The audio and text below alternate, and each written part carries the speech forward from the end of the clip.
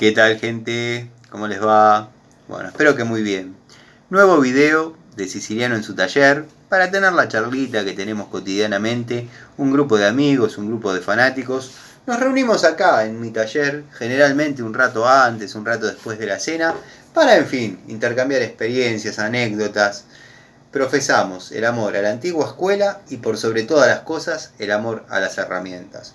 El saludo a los amigos del canal de la primera hora, entre ellos Tito, 09 Michael, Cobursa, Zapito, Juanqui, Juanpi, Diego Segovia, los queridos colaboradores del canal, Ubaldo, Miguel y Gregorio Casa. Espero que anden bien. Hoy no estuve leyendo si comentaron, pero siempre están atendiendo cuestiones del canal por encima de las cuestiones que tengan que realizar ellos. Incluso el amigo Gregorio cuida más mi canal que el suyo propio. En fin, bueno, les agradezco mucho a los amigos que están desde siempre. Tengo la listita, dado que bueno, aparecieron algunos amigos nuevos, comentan frecuentemente y no quería fallarles. Por ejemplo, tengo a Boje Raúl Romero de Perú, Rubén Fregavil, te tengo represente Rubén, pero bueno, a veces en la vorágine de la charlita uno se olvida. Mariano Parodi, Manuel Martínez, arroba EGFPEL, te tengo así, pero tus comentarios la verdad que son muy motivadores y buena onda. C.F. Servicios Eléctricos, amigo, espero que estés bien. Y Kevin Marín. Bueno, hechas las salutaciones del caso, vamos a dar comienzo a la bolilla número 3 de este curso de gas que estamos tomando con Siciliano y Lacua. Quiero que sepan que si bien son versiones resumidas, incluso con algunos tintes de humor, y también, ¿por qué no?, experiencias vividas, cómo se realiza en una clase, en un salón. Lo único es que no están ustedes presentes, pero créanme que cada vez que hablo a la cámara es como si los estuviese viendo. Quiero que sepan que son contenidos fieles a lo que es el reglamento de gas, lo que es una inspección de gas, lo que es una instalación a reglamento, y bueno, todo lo que lleva a que algo que lleva tanto tiempo, tanto cuidado y bueno, tanta precaución como el uso de gas, quiero que sepan que los contenidos que yo les estoy volcando en este momento son mi manera de trabajar a reglamento y fieles al contenido del mismo.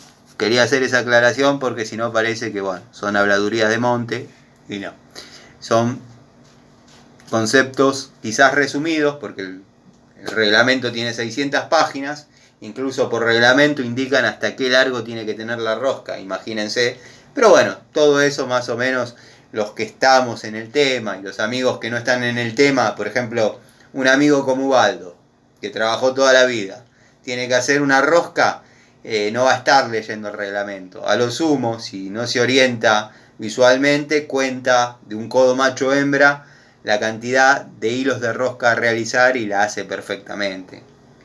No les estoy diciendo nada extraordinario.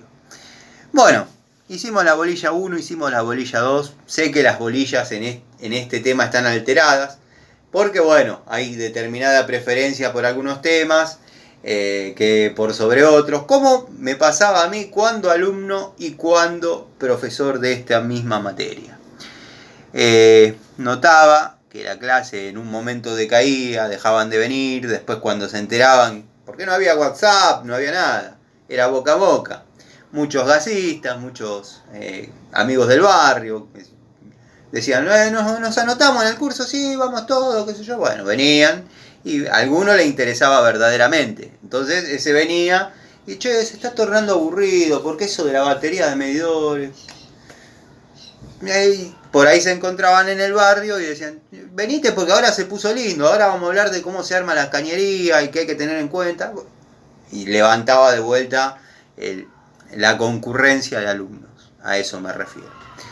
Bueno, vamos a hablar un poco del armado de la cañería. el armado de la cañería epoxi. Quiero que sepan que no vamos a hablar de termofusión.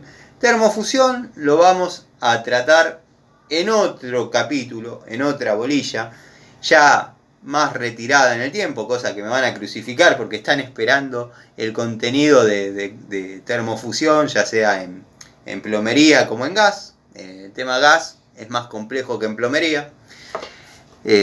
Siempre dije que para vender una termofusora, al menos a los que se dedican al gas, deberían pedirle la matrícula porque han hecho cada desastre con una termofusora.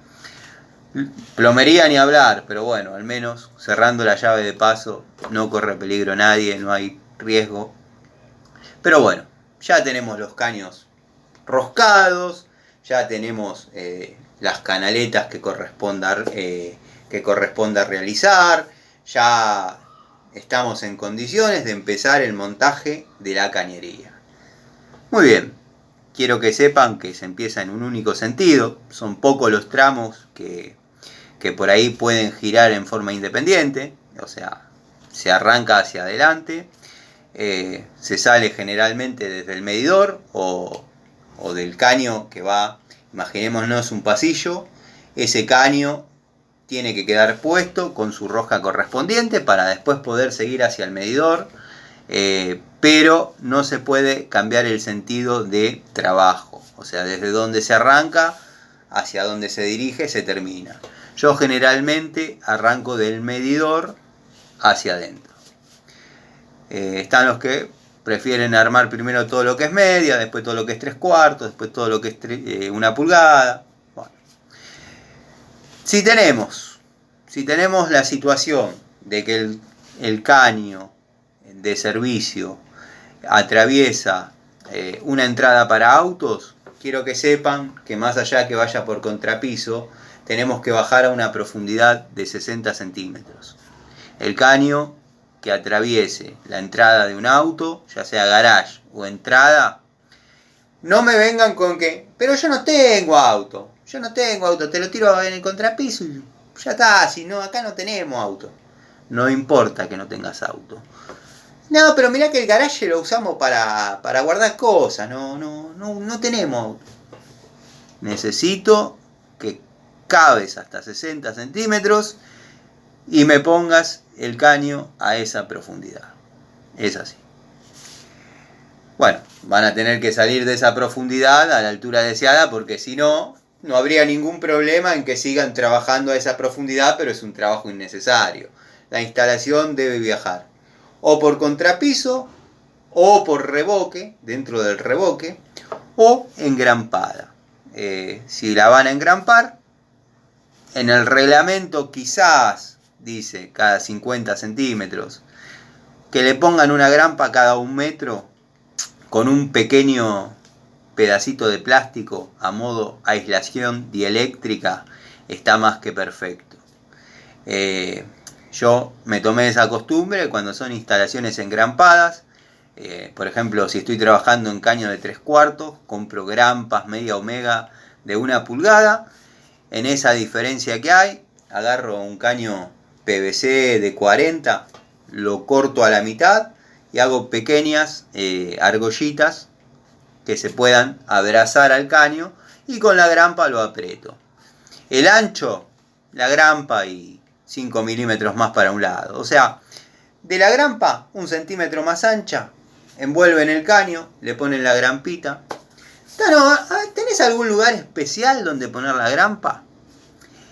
Sacando las distancias correspondientes, yo por ejemplo, cuando estoy apretando, y dado que por ahí la pintura epoxi de los caños no viene buena, a veces se marca con la llave. Bueno, ahí le pongo la grampa. Después, igual de todas maneras, hay que pintar, eso ténganlo en claro, hay que pintar con pintura epoxi todo lo que sea uniones, todo lo que sea lastimaduras, pasan.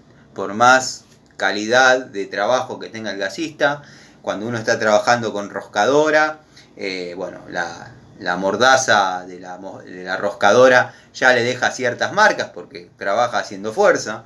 Ni hablar si estamos trabajando con la morsa, con el trípode, y estamos haciendo rosca con la terraja, corremos el riesgo que como digo siempre, una cosa es a las 8 de la mañana, otra a las 4 de la tarde, estamos roscando, nos quedó levemente floja la morsa, cuando imprimimos fuerza para hacer la tarea de roscado, se nos barre. Bueno, ahí vamos a tener que agarrar y pintar como corresponde con pintura epoxi, que generalmente eso se hace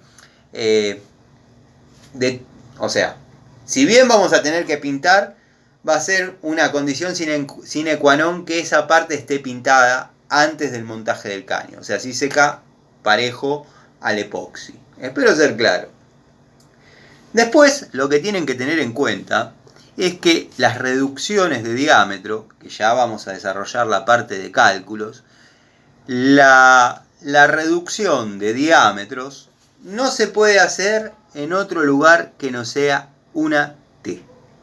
Si yo vengo en línea recta y tengo que doblar para mandar un caño, por ejemplo, hacia la cocina, y de ahí seguir derecho hacia el termotanque, quizás la cocina amerite que vaya a 3/4. Podría ir a media, pero generalmente se está yendo a 3/4. No porque yo lo quiera o así lo desee. La longitud equivalente en determinada distancia ya lo vamos a hablar. Hay un cálculo de consumo, de longitud real, longitud equivalente, que con las tablas vamos a ver qué caudal de gas pasa por determinado diámetro y vamos a saber el diámetro. Pero hay que desarrollar el cálculo. Les estoy hablando del armado y de las cuestiones que hay que tener en cuenta en esos momentos, dado que hay mucho amigo que ya primero o no le interesa el cálculo o ya lo sabe hacer y lo que quiere es tener las características del armado. Bueno, como les estaba diciendo, se debe reducir netamente en T al momento de llegar a la llave de paso. La llave de paso debe ser del diámetro del caño que la alimenta. Quiero hacer hincapié en esto porque he visto compañeros sancionados por venir con un caño de 3/4, como la cocina va a tener una entrada de media, poner una cupla reducción, poner la llave de paso de media, y bueno, eso se llama diámetro insuficiente, que también se aplica a otras cuestiones de la instalación, que ya la vamos a desarrollar también. Pero bueno, quiero que quede claro el concepto. La llave de paso debe tener el diámetro del caño que la alimenta. No interesa si venimos en 1 pulgada y vamos a tener que reducir a media. Vamos a reducir a media. O incluso a 3/8. Hubo casos que tuve que llegar con 1 pulgada hasta el lado del termo y ahí armar la catarata de bujes para llegar con el cañito de 3/8. Pero bueno, ya vamos a ir por partes. Vayan fijando esos conceptos que son los interesantes. La cañería, la distribución de la instalación debe ser lo más directa posible, tratando de utilizar la menor cantidad de codos posibles, porque nos va a dar una longitud equivalente superior. Y ya tendríamos que entrar a hablar de longitud equivalente, pero bueno, imagínense que el gas en su recorrido no es como la máquina de Red Bull que viene a 400 km por hora y dobla. El gas viene. Si tendría un codo acá se los ejemplifico un poco mejor, pero bueno, ya va a llegar ese día puntual.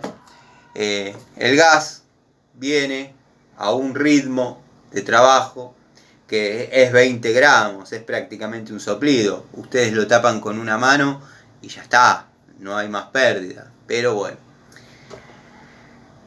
Cuestión, el gas viene y más codos tenemos, más se empieza a frenar.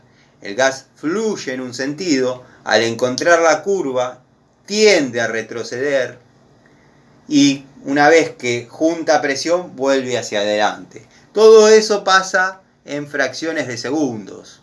O sea, como dije, no es que viene como la máquina del equipo Red Bull y dobla el gas. No, no dobla el gas.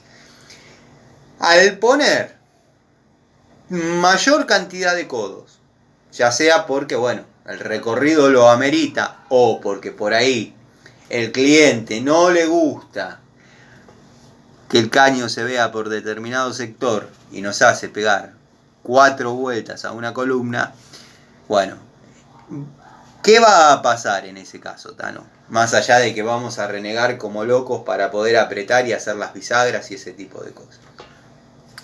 El gas va a tener mucho retroceso y mucho frenado en su avance, subiendo exponencialmente la longitud equivalente, viéndonos obligados a utilizar un diámetro superior. Un diámetro superior o, en un caso muy desfavorable, los diámetros van a ser 2. Hubo casos que la misma instalación, desarrollada de una manera, daba un diámetro y desarrollada de otra daba 2 diámetros de diferencia. Les estoy hablando que de donde debería ir 1 pulgada pasaba a 1,5. Imagínense el recorrido y las distancias de esa instalación. Pero bueno, son ejemplos, vivencias personales. El recorrido de la cañería, que era en lo que estaba, no debe atravesar nunca un baño. Nunca. Ahí sí, si hay que poner más codos, se ponen más codos, pero siempre esquivando el baño. Después, bueno, como dije, el caño ya sabemos que puede viajar por tierra, puede viajar en mampostería, dentro del revoque, o puede viajar en grampado. Quiero que fijemos esos conceptos. ¿No es válido que vaya por arriba del techo y caiga del otro lado? Porque tengo la cocina que justo la ventana está allá y el termito lo tienen afuera, entonces la jugada me queda bárbara, porque yo vengo por el frente, tiro el caño por arriba del techo, caigo en el patio. Está perfecto, está perfecto. Trata de hacerle una cama de ladrillos cada metro, metro y medio, para que no haya panza. ¿Por qué? Pero si ahí no sube nadie, nadie lo toca, no, va a estar ahí quieto el cañito. Esto es así. Después vienen los nietos, suben a la terraza, empiezan a saltar arriba del caño, saltan, saltan, saltan, terminan cortando el sello que se produce entre el litargirio y las piezas y empiezan las pérdidas. Pero entonces no es que aprieta tanto el litargirio, no pega tanto. El litargirio pega como si fuese, no sé, cemento, en ladrillos, pero el sello se quiebra. No, una cosa no va de la mano de la otra. Que esté pegado no quiere decir que esté sellado. Bueno, sí, podés atravesar el techo y caer del otro lado. No va a haber ningún problema. Está bien, Tano, está bien. ¿Y dónde tengo que poner, por ejemplo, la llave de paso del termo? Porque tiene el nicho, ya nos dijiste anoche que tenía que tener las ventilaciones. Bueno, y le hicimos las ventilaciones y ahora queremos saber dónde poner la llave de paso. Está muy bien. La llave de paso tiene que estar accesible, obviamente, del lado de afuera del nicho. Deberías entrar, generalmente, y por una cuestión de sentido común, te conviene que la llave de paso quede del lado que vos tenés el ingreso de gas al artefacto, porque si no, vas a tener que recorrer mucho con epoxi dentro del nicho, porque no nos olvidemos que vamos a poder utilizar 50 centímetros como mucho de caño de cobre. Está bien, Tano, te voy entendiendo, te voy cazando. Ahora, por ejemplo, atendeme esta situación. Yo vengo en un caño de 1 pulgada, ¿no? Y tengo que reducir, me tengo que reducir a media. porque es una estufita chiquitita. ¿Qué hago ahí? Bueno, si tenés la suerte de que compraste, de que pediste, de que llegó, de que había en el corralón, buje reducción de 1 pulgada a media y listo. Y si no, Tano, ¿qué hago? Pones un buje reducción de 1 pulgada a 3/4 y de 3/4 a media. ¿Cambia en algo esto, Tano? Y cambia que tenés una posibilidad más de pérdida. Pero no altera al momento de la inspección. Yo armé con lo que tenía. La instalación está estanca y está a reglamento. Estoy reduciendo en T. Está estanca. Le tuve que poner 2 piezas. ¿Qué va a hacer? Ningún problema. La inspección pasa. Perfecto, Tano, perfecto. Pero viste que también te comenté que justo ahí tengo la cocinita, ¿viste? Entonces yo quería saber dónde pongo la llave de paso. Bueno, la llave de paso no se te va a ocurrir como... Después le voy a contar, pero si no nos vamos del tema del curso y qué sé yo. Bueno, ahora das curso. Después le voy a contar una anécdota en algún momento, si hay anécdota para contar. La llave de paso no se te va a ocurrir ponerla del lado de afuera, porque es tentador. Vos bajás con el caño y decís, tengo la rosca acá, ya que estoy le meto la llave de paso. No, tenés que entrar a la cocina.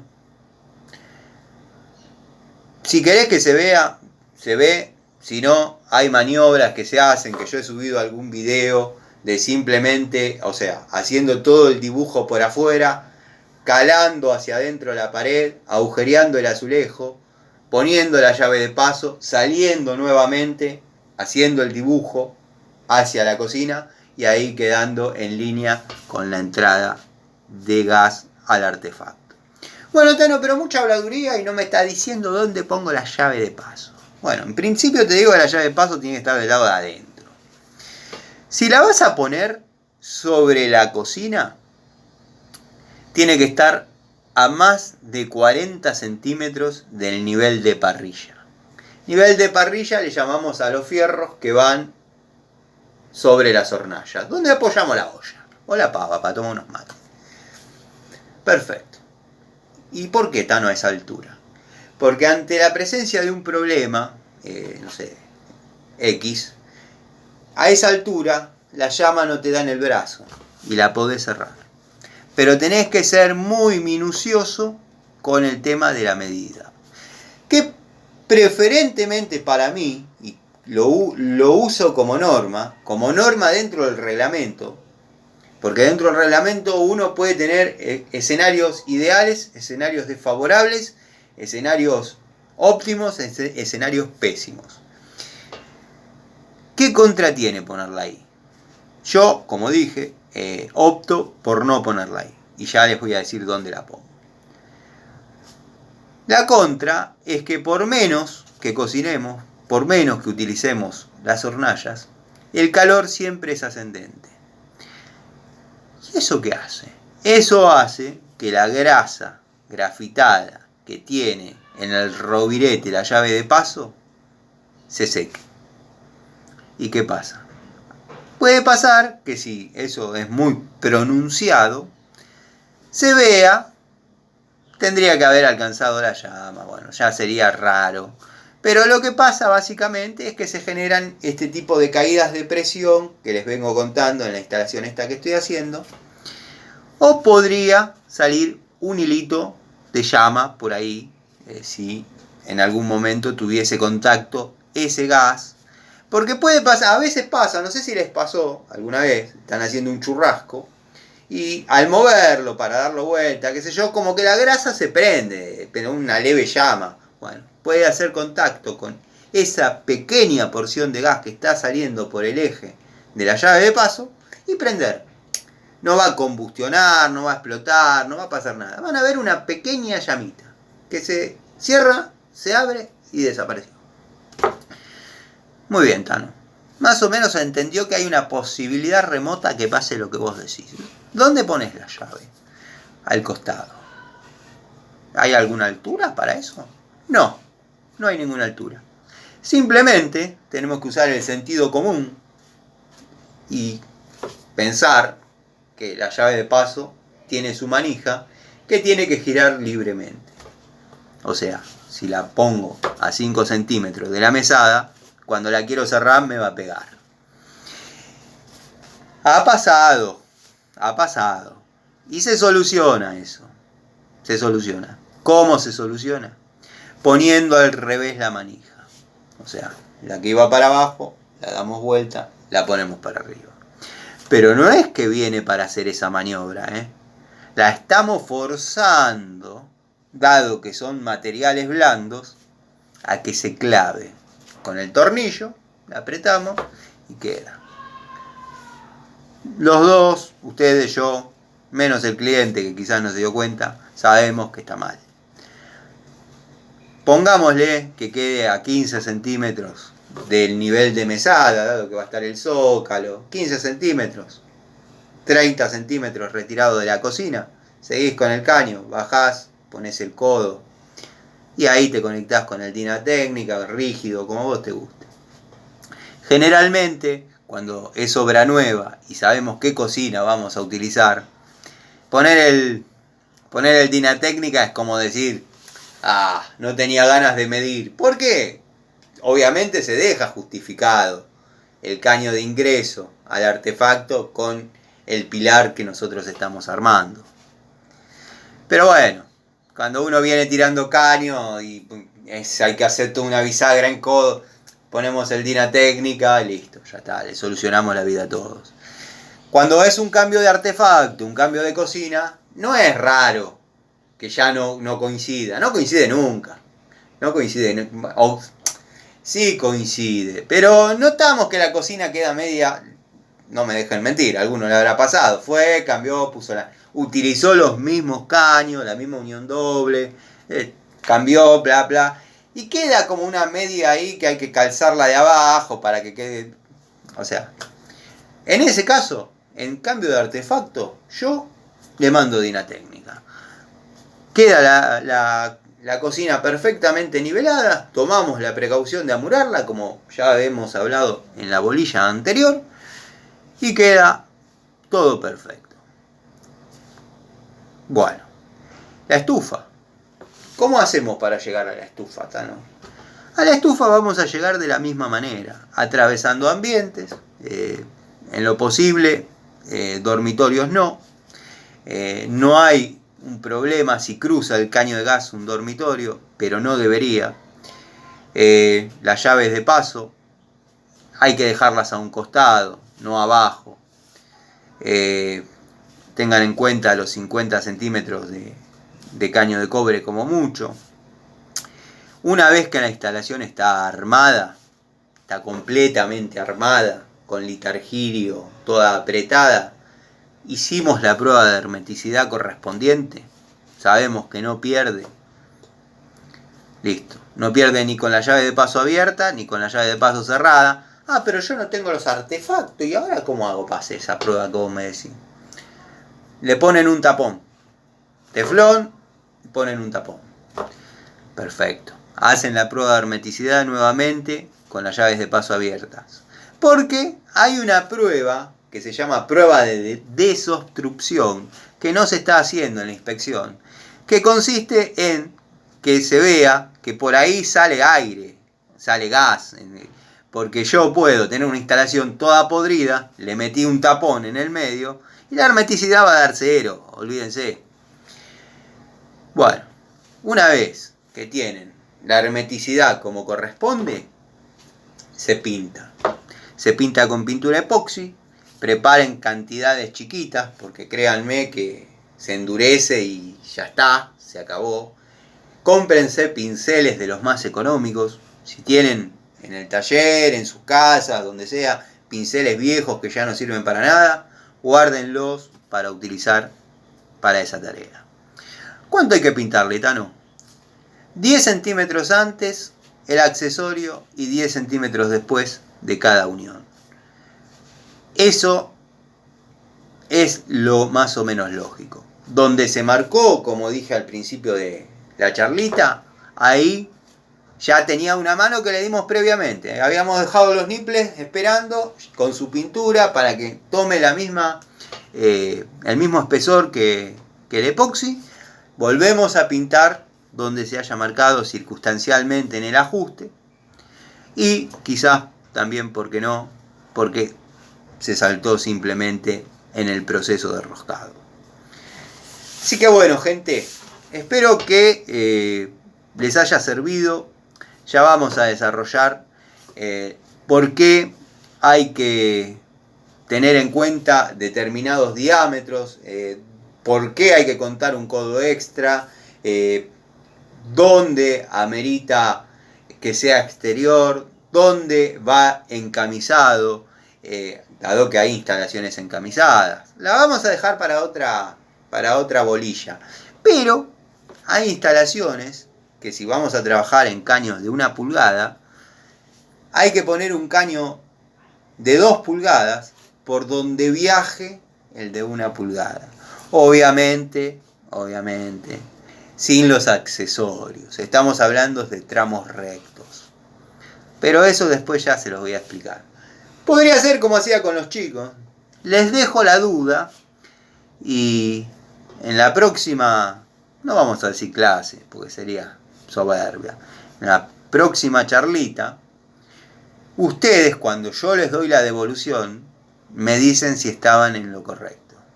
Esto se aplica a gente que no conoce y quiere razonar el tema. Un gasista matriculado, un gasista que trabaja hace 40 años de esto, me siento yo a escucharlo, no hay problema.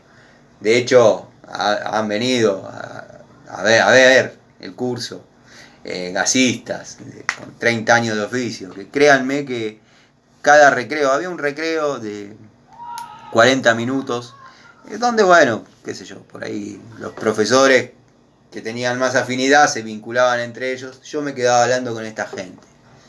Es increíble el nivel de conocimientos que tienen, y lo que los limitó a crecer un poco más fue la falta de la matrícula.